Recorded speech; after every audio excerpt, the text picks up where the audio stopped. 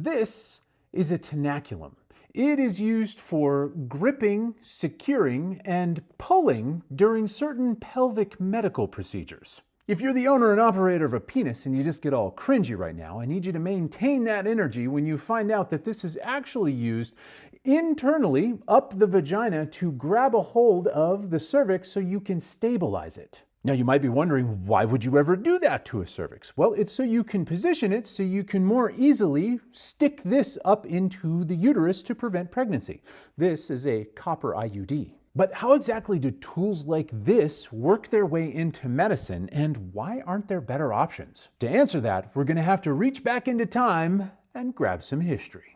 Let me introduce you to the inventor of the tenaculum. This is Samuel Jean Pawsey, and I'm guessing you aren't surprised to see that it's a man. But I would wager you're surprised to see him looking this fabulous. And I know you want to hate on this guy. If they were using this on my junk, I'd want to too. But he was actually a pretty forward thinker for the time. He was out there advocating for the adoption of using antiseptics in the surgical theater. Because that's a thing that no one was doing. You have to imagine that this is the era where germs had just recently been discovered. He also was an advocate for a fertility-sparing surgery used for fibroids, because the other treatment was just to take everything out, a hysterectomy. And before the advent of the tenaculum, they were actually using Civil War-era bullet extractors. And I get that knocking a couple of points off and giving the handle a little bit of a curve may not seem like much refinement, but this was a much more aggressive tool.